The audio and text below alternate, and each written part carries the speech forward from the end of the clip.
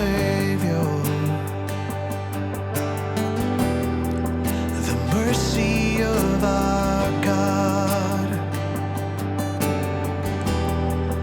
the cross that leaves no question of the measure of His love.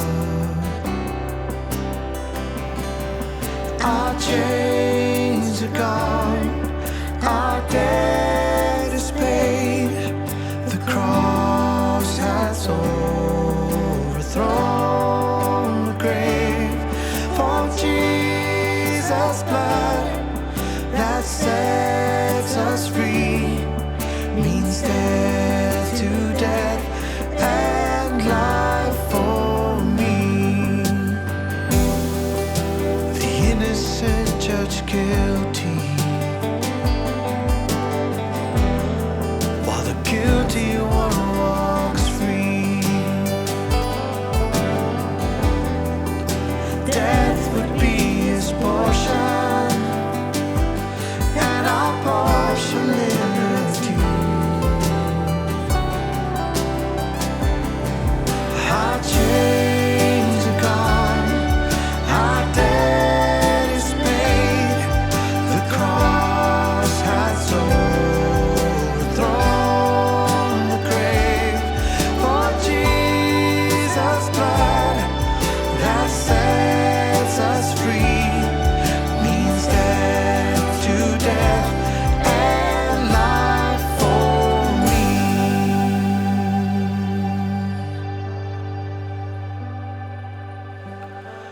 I give my whole life to honor this love. By the Lamb who was slain, I'm forgiven. The sinner's Savior, crown Him forever. For the Lamb who was slain, He is risen. I give my whole life to honor this love. By the Lamb who was slain, I'm forgiven. The sinner's Savior, crown Him forever. For the Lamb who was slain, He is risen. Our chains are gone, our debt is paid, the cross has overthrown the grave.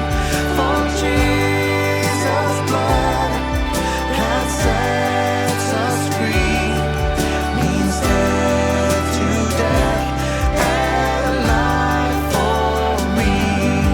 Means death to death and life for me.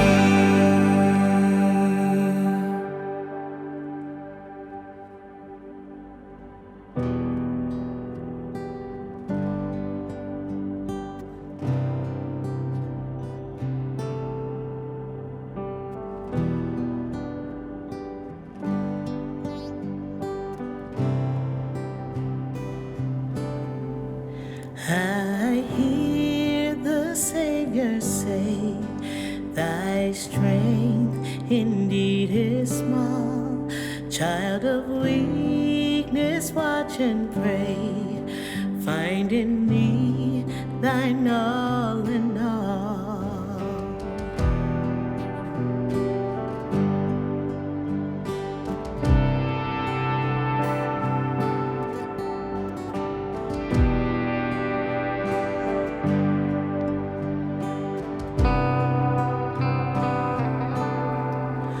Lord, now indeed I find thy power and thine alone can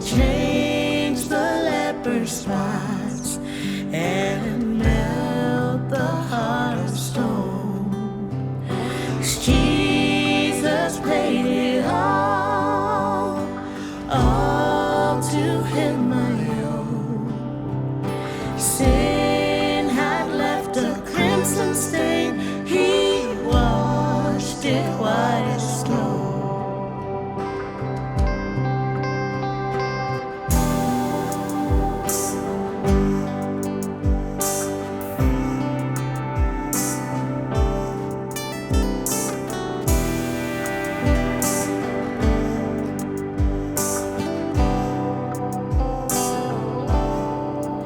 And when before the throne I stand in Him complete, Jesus died my soul to save.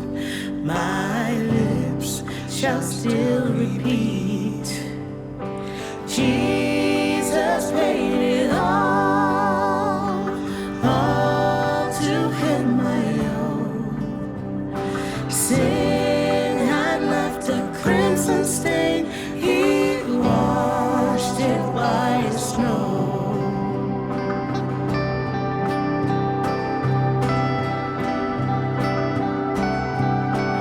Oh, praise the one who paid my debt and raised His life up from the dead. Oh, praise the one who paid my debt and raised His life up from the dead. Oh, praise the one who paid my debt and raised His life up from the dead. Oh, praise the one who paid my debt and raised His life up from the dead. Oh, Jesus, you're the one. Oh,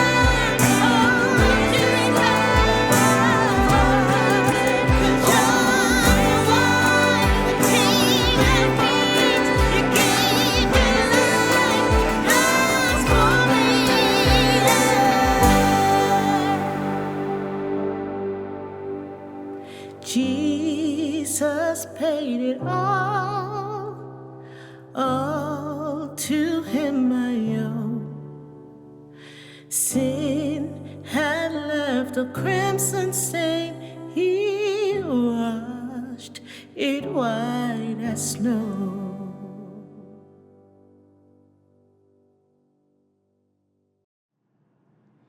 I just want to thank you for being here for our Good Friday service. It is so good to be able to do these things together, to be able to share the Word of God together once again. So thank you for being part of this. Let's just go ahead and jump right into this. I don't know about you, but I grew up in the church. I grew up hearing stories of the Bible and hearing these powerful, magic, just amazing stories. When you hear about the flood, you hear about plagues, you hear about the judges, you hear about, water parting and entire groups of people getting to walk through on dry land. These are things that capture the mind of a child, and it always just made me stand in awe of God. And it starts right at the beginning. Genesis chapter 1, verse 1 says this: "In the beginning, God created the heavens and the earth." Think about that for a moment. God created the heavens and the earth, the universe, everything we know, everything we discover, everything we think we invent. God is before all of that. He created it all out of nothing. The God we serve is on a magnitude that is hard to even begin to comprehend, and yet that is the God we serve. In the New Testament, John describes this beginning just a little bit differently, and it's very important for us to grasp and understand. This is what he writes: "In the beginning was the Word, and the Word was with God, and the Word was God. He was with God in the beginning. Through Him all things were made. Without Him nothing was made that has been made." John is letting us know that Jesus is the Word, that Jesus is God in the flesh, and that nothing that has been made was made without Him, because it was made for Him and through Him. Think about this. We follow a God that is amazing. And we use words like Father. We use words like love, peace, patience, and the kindness of God. Great words to describe God. But then we have some other words that I think, again, try to grasp the power and give us some sense of the magnitude of God. And these words are like omniscient, which means all-knowing. Omnipresent, which means always present with us. And omnipotent, which means that He is all-powerful. Now we know as we've learned about Jesus, as we've been going through, different weeks, different studies, and being in different books of the Bible, we understand that Jesus healed the sick, that he provided food for thousands miraculously, that he walked on water, that he cast out demons, and that he himself is the author and creator of life. Not only that, he raised people from the dead. So how could it be that the creator of life could lose his own? That the light of the world would ever have an issue?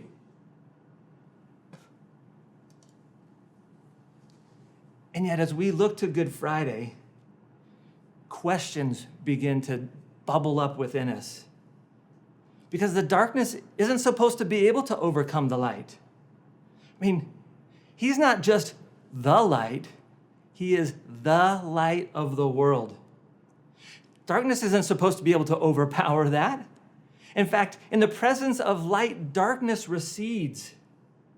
Surely our light would never be able to be snuffed out because God is not supposed to lose. But then we read about the Garden of Gethsemane. How do we explain the Garden of Gethsemane? How do we explain that night and what happened? Because if you look at all the things that led up to it, it was always up and to the right. As the disciples were called, he gave them clear understanding that they would be fishers of men, that he was leading them to something greater. He was ushering in a new kingdom. And as they saw him live and breathe and eat and were with him each and every day, they saw things that amazed them, that astounded them, because Jesus was God in the flesh. How could they begin to grasp Gethsemane? Jesus showing them over and over his power and his love. And yet in that evening, after they had spent a meal together where Jesus showed him the extent of his love by bending down, taking off his outer cloak, washing his disciples' feet, and saying, "Do likewise." Let people understand your love and my love. They had all these experiences. They celebrated communion for the very first time that night, and their hearts were racing as they knew that amazing things were about to happen. They could all feel it. And yet they were extremely tired. They walk across the Kidron Valley and they end up in the Garden of Gethsemane that evening. Jesus knows what's about to happen. And so he just asks his disciples, "Please keep watch with me. My soul is overwhelmed with sorrow to the point of death." And yet the disciples' eyes, they just begin to grow weary. It has been a long week. There have been so many things that have gone on. Each day was full of things. And so at this point, they fall asleep. And Jesus keeps coming back to them and saying, "Please keep watch. I know the spirit is willing, but the flesh is weak." 3 times Jesus does this. 3 times Jesus goes maybe a stone's throw away. And he prays to the Father, "Please take this cup from me. But not my will, God. Yours be done, Father." And it's not much after that the Son of Man is delivered into the hands of sinners. Here comes his betrayer. These sound like words of weakness. Where's the strength? Where's the omnipotence? Where's the power? Where's the glory of God in this moment? And if he knows all things, wouldn't you think that he would just be understanding that he would be betrayed with a kiss? His disciples' minds have to be just running wild in these moments. And yet Jesus asks very clearly, "Who is it that you're looking for?" The answer comes back, "Jesus of Nazareth." His words are simple. "I am he." "I am" are words he's used many times before. It denotes the power and glory of God. He used them to say, "Before Abraham was, I am. I am the good shepherd. I am the door to the sheep pen. I am the vine, and apart from me, you can do nothing." I am the bread of life. I am the way, the truth, and the life. I am the resurrection and the life. I am the light of the world. When Jesus said, I am, however, in that moment, something different happened. In that moment, as he says, I am, the soldiers fell back because of the power of his words, because of the power of that statement. And yet, it doesn't make any sense. This mob with swords and clubs and torches, they begin to come towards him. And Jesus is offering no resistance. Yet Peter knows exactly what to do. It's that moment that he had been waiting for. He musters his courage. He takes out his sword and he swings at the closest person to him. He happens to hit the servant of the high priest, cutting off his ear. This was the moment. This is the time they were going to stand up. This was the moment where the light of the world was going to shine and show his power. And yet he didn't. He didn't. In that moment, he seems to shrink back. Peter is shocked. He doesn't know what to do. In fact, Jesus picks up the ear that was cut off, that Peter had been trying to make a difference, and Jesus puts it back on the servant's ear and heals him. This isn't what's supposed to happen. This isn't how this is supposed to go down. No resistance, no fighting, no power. Where is the kingdom in this moment? His disciples have got to have been wondering, what is happening? God isn't supposed to lose to mobs. Yet the way, the truth, and the life is taken to be put on trial. How can you put trial? How can you put truth on trial? And yet in the end, you would think the truth would have to win, wouldn't it? His disciples, again, have to be scratching their heads as he's taken away, and they're hearing that all these false accusations, in fact, conflicting stories are being told about Jesus, the light of the world. And yet it doesn't seem to matter.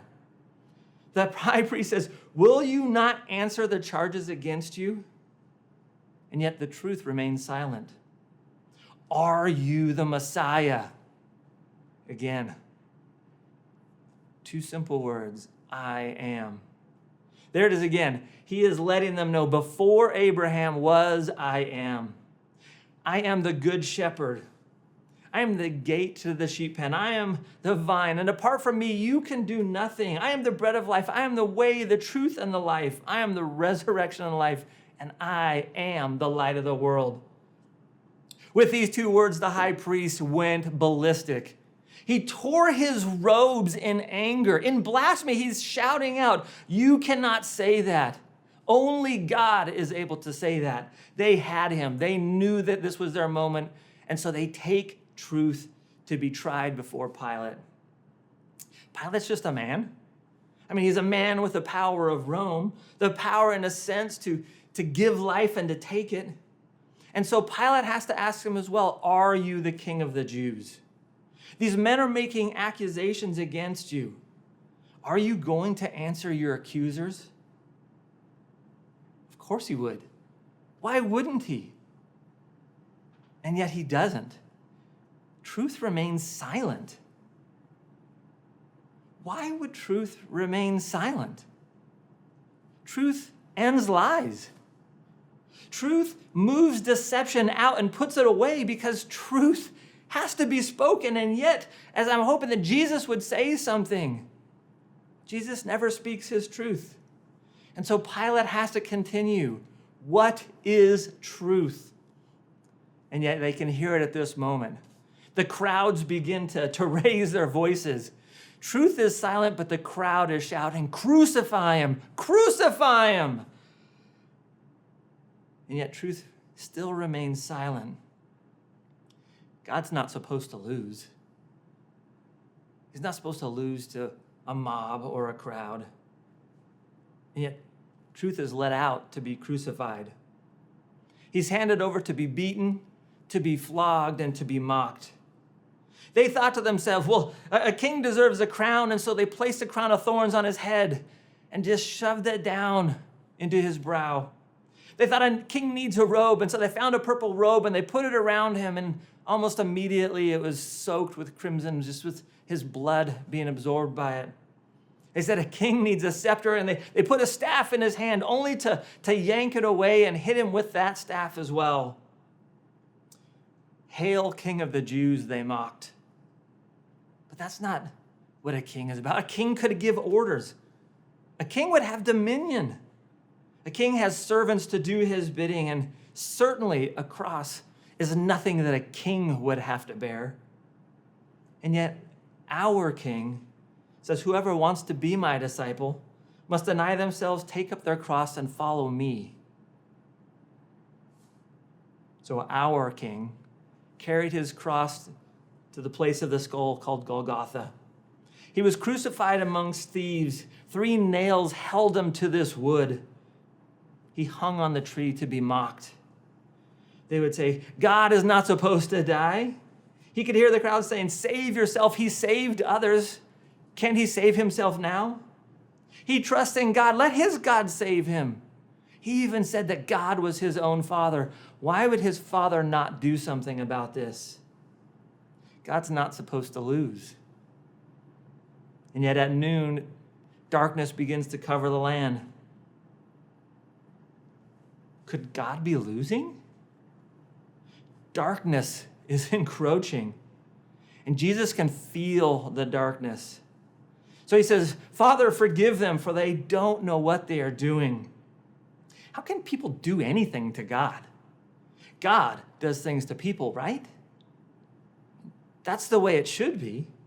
God has power, and in this moment, he just chooses to forgive. The darkness continues to close in. Jesus says, my God, why have you forsaken me? Is Jesus admitting that he's lost? Is God losing? Somehow this is all wrong. How could this be? This is not how it's supposed to happen. And then in that moment, Jesus says, it is finished. What's finished? What does he mean? How could this be the end? How could it be over right here? Has the God of all creation lost? And in that moment, a storm breaks out. It overtakes the land. The light of the world goes out and is overtaken by darkness. The earth shakes. Even the people there, some of them don't know what to do. Some of them begin to celebrate. But the curtain in the temple that signified the separation between God and man in this moment is torn in two. What does all this mean? The God who is omniscient, omnipresent, and omnipotent. And yet, where is his presence? Where is his power? Did he not see all this coming? The creator of life is not supposed to lose his own.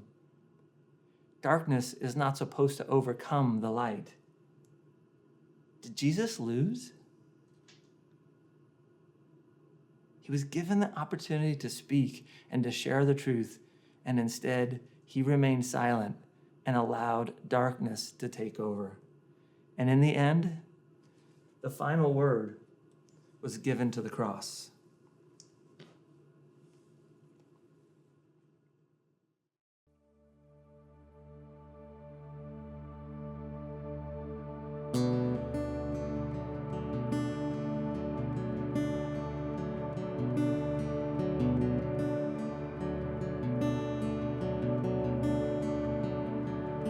The cross has the final word.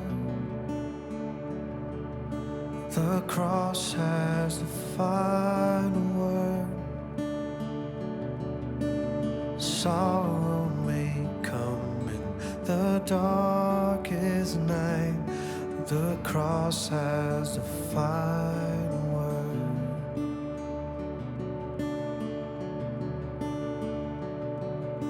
The cross has the final word. The cross has the final word. Evil may put strongest fight, but the cross has the final word.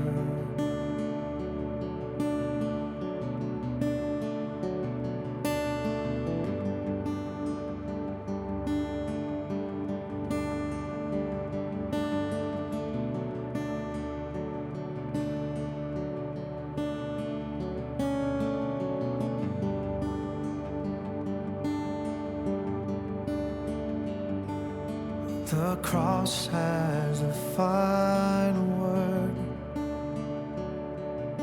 The cross has the final word.